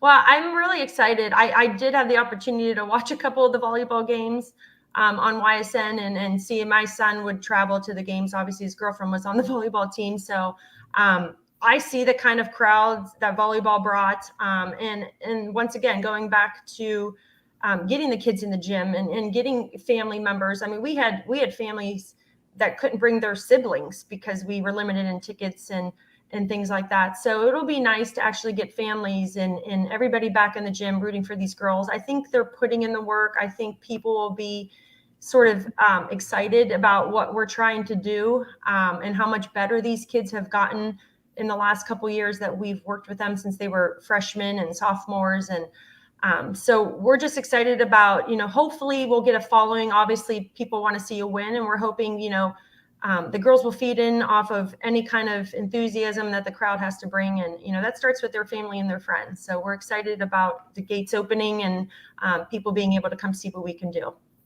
Talking about just the success that you guys I think have the potential to have this season, and honestly, with the growth of the girls over the off season, and like you said, I mean the open gyms where you guys have the chance to kind of spend together. Talk about like that time where the chemistry has been built with this group, and also from your perspective as a coach, you said it's like a big numbers year for it. How proud are you to see that the program, the number of girls that are finally buying into the program and want to be involved with Lowville girls basketball? I'm really excited about that. And that comes back to our elementary program that has been run by Steve Prosick and Rick Palumbo for many years. They're now on my junior high staff, so I'm really excited about that. But they have run a great program. They've put in a lot of, time and effort on just getting the kids in the gym, whether they love the game of basketball. When you're at a school and you graduate 30 to 40 kids, 2 girls in each class is huge. So, they've done a great job of keeping kids motivated, keeping kids enjoying it, maybe learning to love it one day, and then giving us a chance, to build on what they've done down there. But like I said, the numbers is a huge thing for us. We're just hoping to keep everybody healthy.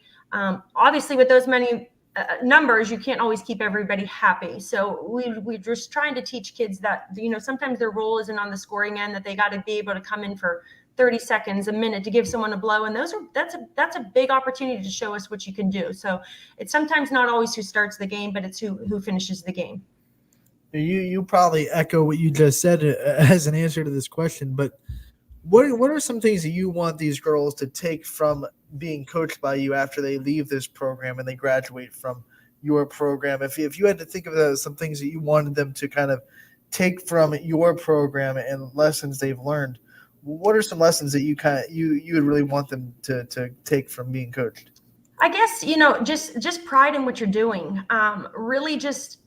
Really loving. We question it, we don't question it, but we ask the girls a lot, when you're here for the 2 hours that you're here, you gotta give me everything you have. You can't be thinking about this and that. And I understand that, outside things of basketball happen and your mind's always ticking. I mean, I have a family, and I know that when I'm there, I gotta focus on giving it my all for the girls. So that's all I ask of them, is giving it your all. And I'm hoping that translates into life in general, that they're excited about what they're doing, that they actually love what they're doing, that they're willing to put in the work. I always tell them, my job is to make you a good basketball player, but hopefully I can make you, or have a little part in making you a great, a great person. So we have wonderful families in our program that help with anything that we ask. And we do have really wonderful, good kids.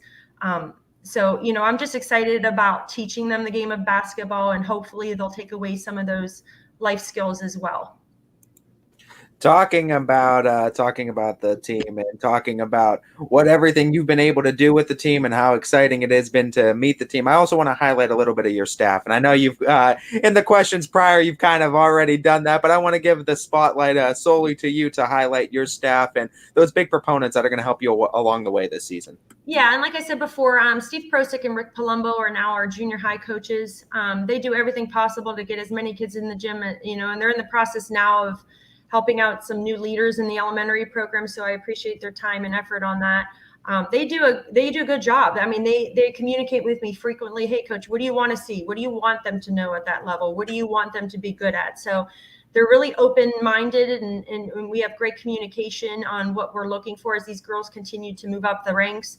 And I'd be remiss to not mention my varsity assistant, John Vizdak. I don't know if there's any guy out there that knows X's and O's in basketball more than he does. He is a great guy to have at your side when it comes to really saying, hey, coach, we need to work on this, and we need to do this, and let's put this in, and let's do that. He really takes the bull by the horns and gives me everything he has on a daily basis. So I couldn't do it without him. And then my father, Ron Bertuno, is my JV coach. When my dad came on, he's like, I'll just volunteer. He just loves the game of basketball. He was one of my coaches in high school. He coached my sisters. So he's been around it forever. And he's a family man. So, he wants to just be around the girls. The girls love him. He's sort of the softie. He's their sounding board. He's their motivator. So he's the guy that they are excited about when he comes to practice. And, he's just a great person to have by your side. I think there might be some Vizdaks in the record books at Louisville. I'm not sure. I mean, Oh, there's a couple. There's a couple. Yeah, that's my brother-in-law. So yeah, that would be my niece. That's one of the 1,000-point scorers. And my nephew Matt played a couple years ago. He missed his 1,000 by I think just under 50 points. So he's one of the greats. Doesn't always get his name up there. He was the assist kind of guy, but yeah, basketball runs in our family. And I learned the game from, like I said, my uncle Joe Feuline was a coach at Struthers for years, and then he's helping my cousin at Mountain Union. So there's a lot of basketball history in our family. And we love it. It's a talk of our Sunday dinners and probably every family get together we have. So, it's just great. I fondly remember those Louisville teams in the past that were winning district championships like it was their job. Not too long ago, actually, Not too long, early 2000s, maybe. Yeah, I mean, it wasn't too long ago.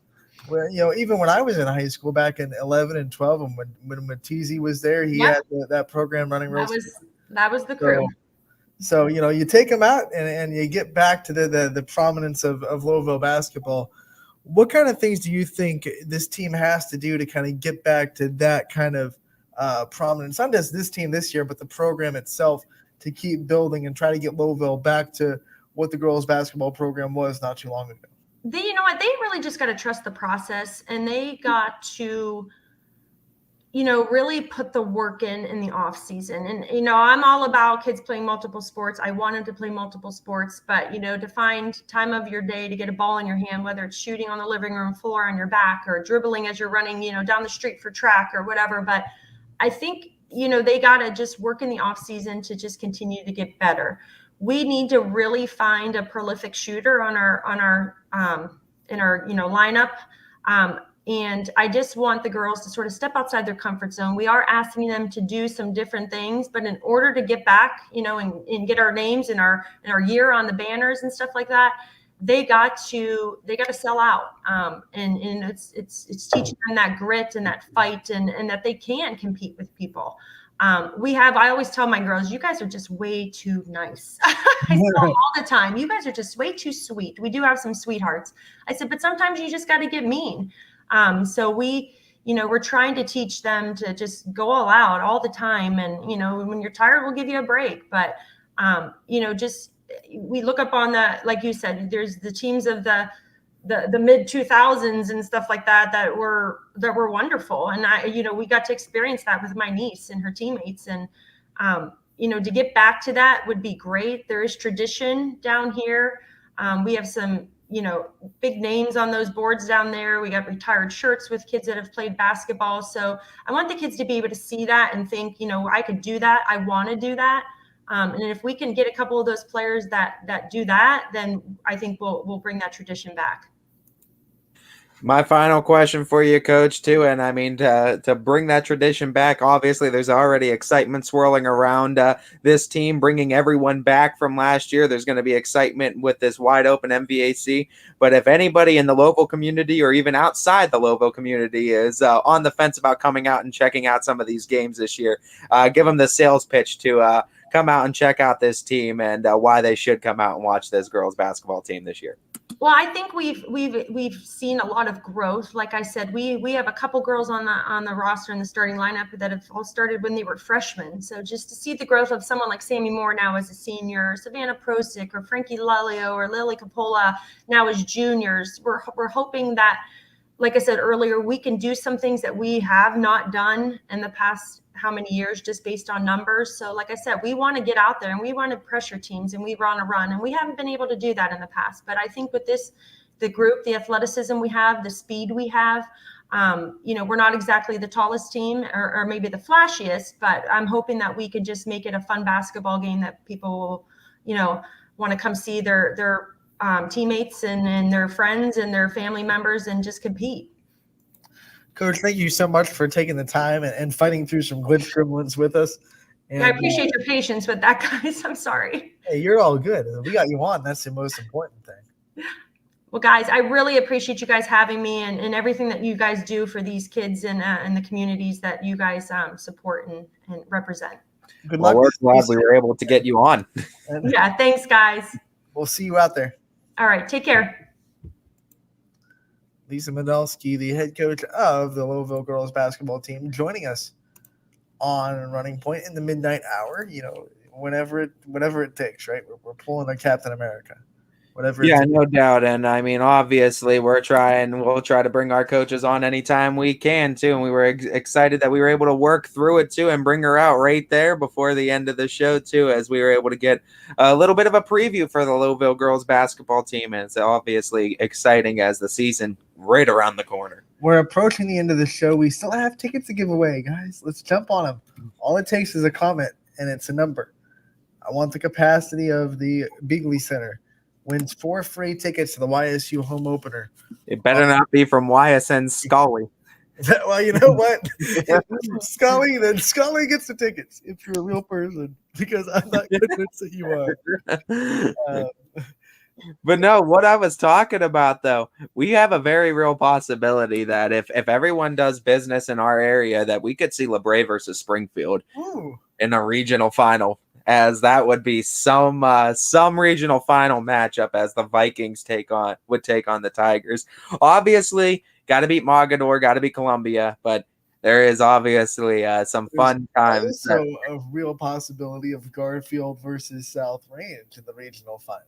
And that would be obviously exciting too. And Garfield might be that warrior that takes down the empire. That'd be hilarious because like all season it was like, okay, I can't wait till South Range plays her Kirtland. That's what Garfield loves. Garfield comes out of the boom. Garfield's in a 12-0 team now that everyone's been talking about. South Range and Kirtland. This is exactly what the G-men want going into this game. they might be able to do it. And I don't know if it's just the hype surrounding them, but I think that they might have a good chance at doing it. They play a very similar style as Kirtland, and it's going to be power against power. And I think they got some pretty big boys over there in Garfield. Speaking about Garfield, they did win obviously, they won their last playoff game against Bel Air. 44-14. It was another big second half performance by the G-Men. They were up 14-7 at halftime. And they just kind of outwore the Big Red, and they just liked the game against was it Shadyside last week? I think so. Like the last playoff game. Slow first half, but then eventually you can't guard it anymore, and you just fall prey to that offense that just wears you down like crazy. Yeah, no doubt, and it's gonna be an interesting season end here for Division 5 as well, because there's a real good possibility. To those people that are saying, well, they're just one-dimensional, Swagonski had 2 passing touchdowns. So they hit it through the air when they have to. They don't like to. They're not built for it, but they can do it when they have to. We're talking, down the list, though, we have so many football teams, too, from Division 3 to 7. Canfield, if they can do work against Chardon, they get to the regional final, and they're going to play the winner of Kenston and Dover, and they might get that rematch against Dover that they've been looking forward to. Remember that 21-14 loss against Dover. That's the one I think that's been in the minds of the Cards the whole season, and they haven't looked back since that point. They've turned on the engines, and they've been full speed ahead. I do want to give a shout out real quick before we get out of here to Wellsville Volleyball for an incredible season. They fell a little bit short in the regional final against Monroeville in 4 sets. The scores were 25-23. Wellsville won the first, and then Monroeville rattled off the next 3, 25-17, 25-17, 25-18. The Eagles advanced to play St. Henry this Thursday at Wright State University in the state semifinals. It's one of those games where, in volleyball, most of the times, the team that gets into system more is going to win. And that's, there were other things. There were definitely reasons and crucial moments in each set. But when you boil it down, you watch the film, it was simple. The Eagles got into system, into their offense more than the Tigers. And 9 times out of 10 in volleyball, that's going to get you a win.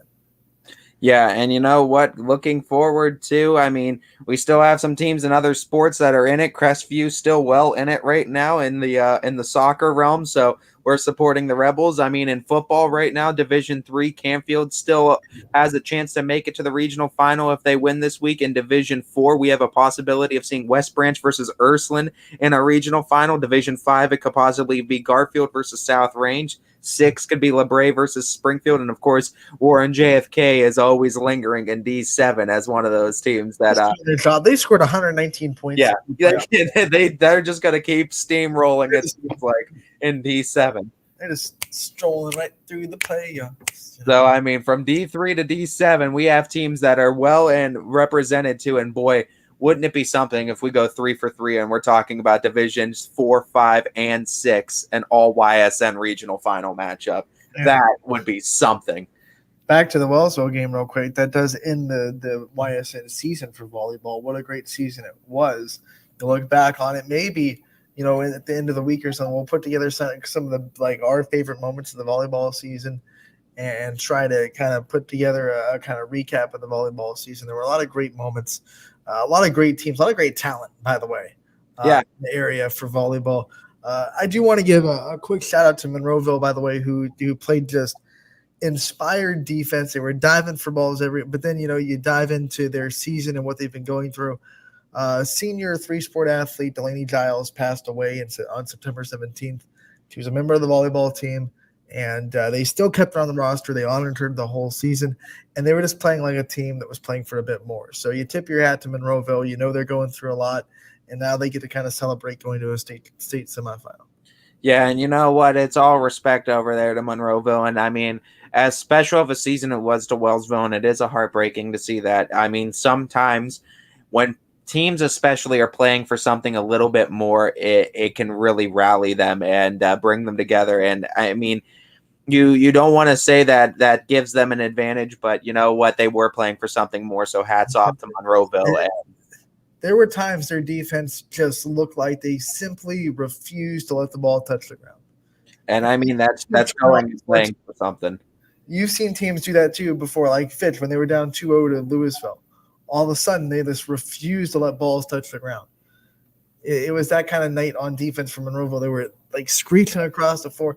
Some of the digs they made were just unbelievable, and they consistently made them. So they were just playing inspired volleyball, and it was a pleasure to call. Both those teams were playing really hard, and it was a fun cap to the volleyball season on YSN. Yeah, no doubt, and I think it's going to be a fun coming season too for volleyball. But hey, girls athletics is just going to get started. There's a lot of fun basketball teams I think that are going to be featured in the area. So a special thank you to Coach Modelski, who we just got done talking to from Lowville. In volleyball, girls basketball. We want to thank Andrew Oleski from the Garfield Boys Program for coming on the show today, and Tony Swords, the Beaver Local Girls basketball coach, as well, for their time for coming on and helping us preview this season.